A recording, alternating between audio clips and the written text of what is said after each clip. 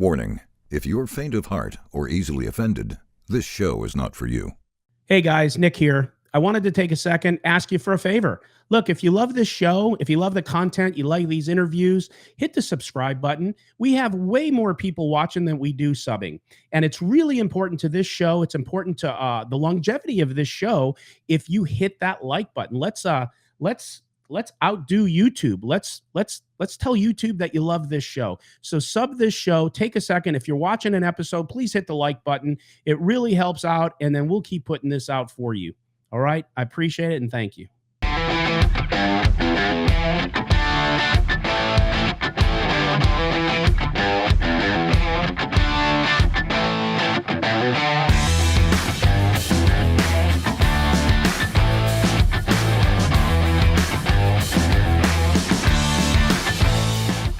Okay, this is the Nick Vertucci Show.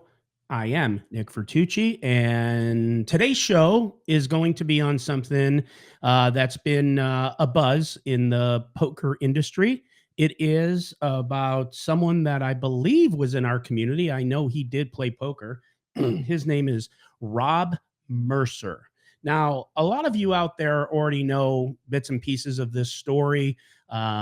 There's been a ton of buzz about it. There's some of the influencers have done pieces on it, and I'm just here to do a video to let you know from the origins of this situation till right now what is going on with the Rob Mercer scam situation, the cancer scam. Okay, so it's like this, and I wrote myself some bullet points just for reminders. I'll do the best I can to outline this for everyone, and as far as everything that I have to say about it, I will try to put it in this video. If I remember to do that, I will try to do it in some kind of chronological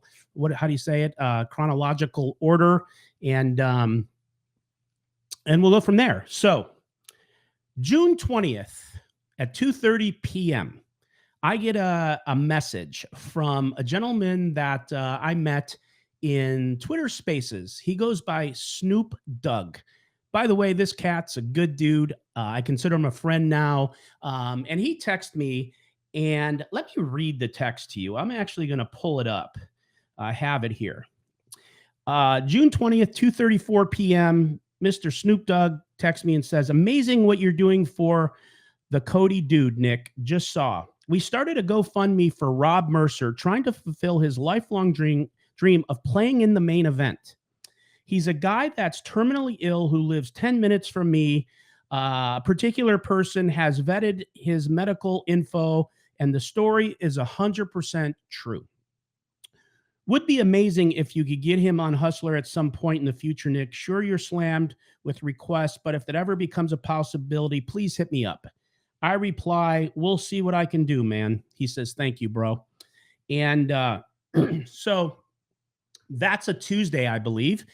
And I was on my way to play the Tuesday ante game, the Tilted Tuesday. Now, that night, I had my biggest loss in over 2 years on the Hustler show, and that was 71K. Okay. Needless to say that I was pretty tilted when I left. Actually, as you know, if you're a poker player, when you lose, or if, like in my case, had been on a downswing, and this was like a big sucker punch. It was a big number comparative to what I've ever lost in the show before. I think almost 2x the max I've ever lost, which is crazy because these games play really big. So it was kind of a bummer. I jumped in my car and I was on the freeway on the way home. Oftentimes what I do is I'll click over to Twitter. I'll go to one of the spaces, poker spaces, and I'll listen. Sometimes I'm called up and I'll chat. Well, the discussion was about Rob Mercer. He himself was in this poker Twitter spaces. And I was listening. And I'll tell you what, this is what happened. Because when I was driving prior to that, I was pretty down. I'm thinking, wow, man, how is this happening to me? You guys all know when you're in a poker downswing or you're losing, sometimes you feel like you just can't win. I was actually pretty down. Like I was really emotionally kind of wrecked on the way home, just because I just like what's happening? Well, as I started listening to Rob end the conversation and go, I felt overwhelmed with emotion. And the reason I did is because then I thought to myself, wow, this poor 30-something-year-old kid uh, was basically saying that he has months to live, cancer, terminally ill. It crushed me because it made me feel ashamed of myself for even being down. I mean, to have the 71K to lose is a blessing. To be able to play on the greatest poker show in the world on a regular basis, seriously, is a blessing. Being able to play poker at a high level, high stakes level, is a blessing. I am healthy, I believe. Still believe I am, unless I get other news. Have a family. Have 3 wonderful daughters. Have a wife. Been in business for years, semi-retired, doing what I love. And I thought, holy fuck, what am I down about? And I don't know if I called myself up to speak, but I immediately, when I heard his dream was to play the main event, he was like 7 or 8K away. And I snap said, if you guys don't raise the money, because they were already raising money for him, I will make up whatever difference, even if it's the 8K. And that was that. And I was like pretty choked up. Then I started thinking more later, wow, maybe we could go a little wider with this. Now, I'll get to where my mistake was, very obvious, but we'll get to that at the end. And I thought to myself, let's go wider. I'm going to use my platform to help rally the community around this guy. And it really hit me that, like, this is some of the things we should be doing in the community, right? Versus a lot of the other shit that goes on that's not real positive. And I did a whole show for him, live show, raising money, talked about it on my podcasts, rallied and got a lot of my friends that play at a high level to help, which a lot did. And they raised thousands of dollars. Do I know the exact amount? I don't. People are speculating that it was in the 30 to 40 range. I really don't know because I wasn't in charge of his GoFundMe. I don't know all of the donations. And it seemed like a pretty awesome thing we were doing. So the WSOP comes around. And his dream to play is fully done, plus and then some. Money to play other tournaments, everything else. He was balling. We had some high VIP poker players donate a lot of money, and then they also used a lot of their credit at the Bellagio, and they got him a really pimpin' suite, which we'll get to in a minute down the line. So everything was coming together really cool, and I was really happy with the results, and just love that we could help this person. Well, this part isn't a big deal, but it started to cock my head a little bit, and I figured, well, if somebody is terminally ill with cancer, who am I to judge if they're extremely negative? Seriously. Because along the way, I was getting some really negative texts from him, even before the WSOP. Excuse me. And, I'm just trying to help. I mean, we were texting on the daily. I was just trying to be there for this kid. And so every time, he would throw some negative stuff, I would just try to throw some positive. I'd try to encourage him, give him advice best I could. Like I said, look, guy's dying of cancer. I'm sure I might be a tad negative, right? So no problem yet. Then we get to the WSOP, like I mentioned, and right before the main started, we had a couple of the higher end guys that donated a lot, and some of them that were part of getting him the room. I guess saw some videos of him in the in the pits, just gambling. I don't know. Maybe it was, I don't know what he's doing. Blackjack, crap. I don't know. And one of the guys, I guess, communicated with him who donated and said, hey, like, kind of questioned him, like, and then I got contacted because, I'm the one who, it was my platform.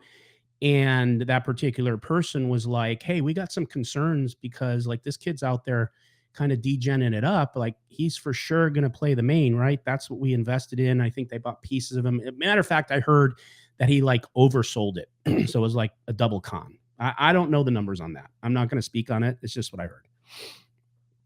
And he was really shitty with them.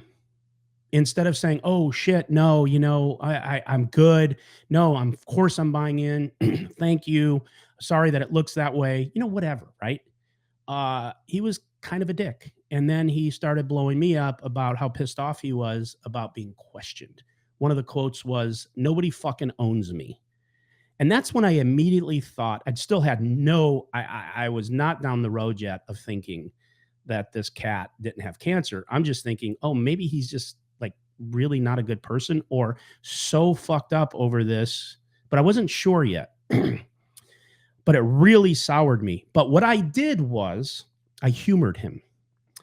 I said, "I get it. Yeah, I don't think you should have been come out like that. But at the same time, because I wanted to give the message at the same time, like, these guys did a lot for you. Just answer them." But I kind of gave him what he wanted to hear because I didn't want to totally tilt him because I still think this kid's dying of cancer, but trying to give him the right advice about it's kind of bad for him. Didn't really want to hear it. And that was that. We get to the main event. He buys in. I'm getting text on the daily, negative as shit. Like, I can't believe I got lost aces, whatever. And that's poker players do that. I'm thinking, come on, you've been playing poker long enough. Like, it happens. But texting him back, hang in there. It's okay, blah, blah, blah. Anyways, he busts. All pissed off. Like I said, just random texts constantly, very negative. Then I believe it was sometime during the WSOP or maybe after where I saw that on Twitter, anyone said anything to him that was not completely positive, he was just lighting them up. He was being negative, using foul language, just very unappreciative and very just not a good person. So I thought to myself, my job is done. I'm going to try to distance myself from this shit because I didn't regret helping him yet, but I may have regret helping him because of the way he was acting. And it was kind of making everyone look bad, including me and the others that helped. And I wasn't happy, but I still had that thing where if this kid's dying of cancer, like I'm not in that place. Like but man, deep inside, I just thought, I don't like this kid. So I just kind of like, as he kept texting me and all this negative shit, I just started ignoring him. That's just the truth. And he called me out. He's like, "Hey man, you don't seem to want to talk to me anymore, blah." It was really passive aggressive. And I said, "Rob, all right, you asked, you brought it up. You called me out. I'm going to be honest with you. Look, I don't know what it's like to be in your shoes, but I just got to say, I think this is bad form. I think that's bad form. I think it's really bad that you did this, really bad that you did that." And then I didn't even say this, but for sure, he makes up a story about being in Paris at the pizza joint and that some porn star he starts talking with for free takes him upstairs and fucks him. And he posts this fucking stupid bullshit story. Everyone knows it's bullshit. And I would put everything I own on the fact it's bullshit. And Rob, if you're listening, it's fucking bullshit. You're full of shit. But I don't say anything. But all I do is go, "Oh God, why is he doing this? Who the fuck is this guy?" And then all the negative, I tell him he totally disagrees with me, does the passive aggressive shit, and then disappears. And I think, all right, he's gone. I did what I did. I'm going to lean into feeling as good about it as I can. The intentions were right. And I still don't even contemplate that this guy's not dying of cancer. And here's why. Because I can't even fathom telling anybody, one person, let alone a whole community, that I'm dying of cancer to collect money. And I don't give a shit if I was broke. It's just above my pay grade. This is the truth. And so I wasn't there yet. I just thought, I did what I did. I'm going to stay away from this guy. This guy is just not a good person. Then let me find out where here, fellas. On August 19th, Snoop Dogg, who I mentioned, who was the original person who introduced me to this situation and said it was completely legit. And I've talked to Snoop, love him, not outing him. He said this himself. I even talked to him prior to this and said, "Is it okay if I say this? Because, it's true, but, I like the guy." And he's like, "Fuck yeah, say it. The guy's legit." And he just, he made a mistake. But he starts getting suspicious because I guess there was something there where Rob was in a home game. Don't even know where that was. I guess in Vegas. I don't know. I never really asked the details. But apparently at this home game, he won, was demanding an immediate payout, was arguing with a bunch of people, and just doing the same shitty person antics. And this is when I think Snoop said to me, he did, I wrote it down, that he started going, "This guy's just a degen. Oh, fuck. Something's not sitting right with me." And he started questioning him. I think it was via DMs on Twitter. And the second Doug said, "I'm also getting hit by a lot of like people in the poker industry, a lot of VIPs." And by the way, Snoop messaged me and he said, "Hey, I got a weird feeling. I just can't prove it, but I have a weird feeling this guy's not legit." And I'm like, "Oh, fuck." And he's like, "Don't say anything because I need to dig into it." So I never said another word about it for like a couple weeks, something like that, thinking, "Oh my God, like maybe that's just a hunch. I hope it's not true." And just figured he was going to do what he was going to do. And I never contacted Rob. Well, when he said some VIPs were questioning him, he automatically thought it was me, probably because I had already told him what I told him on text and we weren't talking anymore. And then he started dragging me hard. And Snoop sent me the DMs and I'm like, "This motherfucker, are you fucking kidding me after all I've done for this fuck?" And right at that time, they were on a Spaces and I hop in immediately after reading these and I know they're talking about it. And I'm in there and I'm like, raise my hand, give me the fucking mic. And I'm like, "Hey, Rob, I just read all your DMs about what you just said about me. Like, who the fuck? Like, how dare you?" And he scrambled and did this. And then I said, "No, no, no, no. And I'm going to read them to you." And then I read them. And then he couldn't say anything, but basically went on the attack. And then when that wasn't working and everyone in the space was kind of just letting him have it, he kind of just said, "Oh shit, like, okay, I fucked up. I'm sorry, blah, blah, blah. You don't know what it's like dying of cancer," all the passive aggressive, back and forth. And that's when he snap deleted his GoFundMe. So he outed himself. Because if you are dying of cancer, you're going to go get all the paperwork. You're going to send it and say, "Hey, fuck you. Like, I am dying of cancer. I just don't like to be talked to this way, or I'm just a fucking dick," or whatever. But he outed himself because he deleted his GoFundMe and he deleted all his social media. Gone. So now we're like, "Oh, wow, scam." And now where we're at is he has disappeared. We have a lot of people looking and kind of in the back, doing some background and doing some investigating. A lot of reporters have contacted him and his dad. And the second that they do, they hang up. Don't know if dad's in on it. Don't know if dad knows. Don't know if whatever. But the little bit of background that's been done on these guys, just a couple of shit birds. In my opinion, for defamation concerns, in my opinion, two pieces of shit. So if you're listening, Rob, you are a piece of shit. And I think you mentioned somewhere in one of your earlier tweets before I even met you that got sent to me that were archived somewhere because I don't know, Snoop Dogg knows how to find all this shit. I can barely get on Twitter. Something about was beef, something about me and somebody else.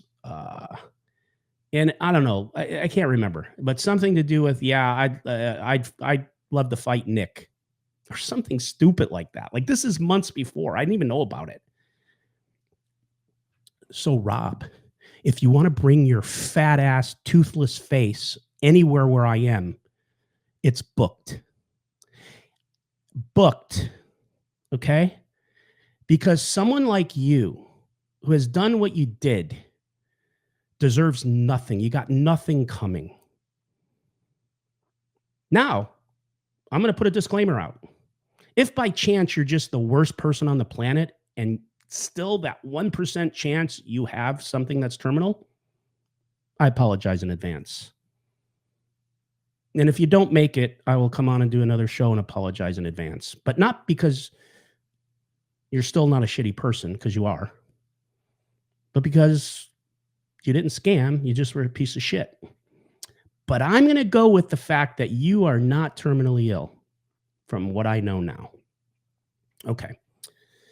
My closing thoughts are this.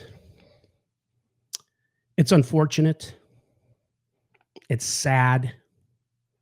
I take full accountability for the fact that I did not vet the information. I took it as face value. The whole community was rallying behind it. Everyone said they had the proof. I didn't check it. Now, there's nothing I can do about that. I can't go back retro. But I know this could never happen again because I would never do that. Matter of fact, it soured me so much. And I think this is what really sucks, is that it may affect somebody else down the line that really needs help. Because people just don't want to be involved in this shit because they've seen it so many times, even in our small community. And I just think it's gross. I think you're gross, Rob. But what I will say is the community did rally, and I'm proud of it. I'm proud of the people that rallied. We pulled together, at least for the right reason. And my intentions were pure. For sure.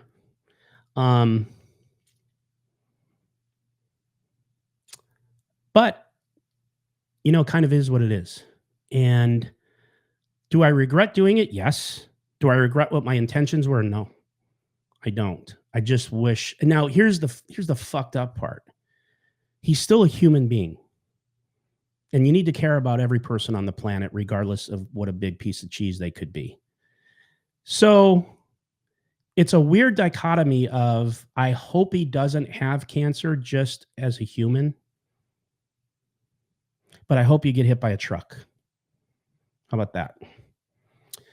Because I don't want the kid to have cancer. I mean, ultimately, I'd rather him just be a bad person. So there's a no-win situation here. Either it's a complete scam and he 100% doesn't have it, which it looks like, which is just horrible. Or he has it and he's going to die, which is just horrible. Even if he is a bad person, it really is horrible. Like the truck part, I don't know. I guess that's tongue-in-cheek, right? Although maybe if it just clipped him, just winged him, maybe that would be okay. Maybe like ran over his foot, knocked a few more of his teeth out. I don't know. Maybe just didn't kill him. Okay. For all you weak, soft people who want to take everything literal to drag me about wanting someone to get hit by a truck. It's just a bit. Okay. Anyways, that's the full dissertation that I can remember and what I went back on and got all the dates and notes. That's what I have to say about it. I don't think I have anything else that I could possibly say about it. Just unfortunate. And will I ever help someone again? Yeah, I will, if it comes up and I feel compelled to, but it will be a horse of a different color if I do. I could tell you that right now. That's it. That's what I have to say about Rob Mercer, who has terminally ill cancer and is 300 pounds. That's weird, right? But, you know, hey, you know, maybe he's got a slow metabolism, even if he's, you know, has cancer. I don't know. So stupid. All right. Well, that's it. This is the Nick Vertucci Show. I am Nick Vertucci. Envy out.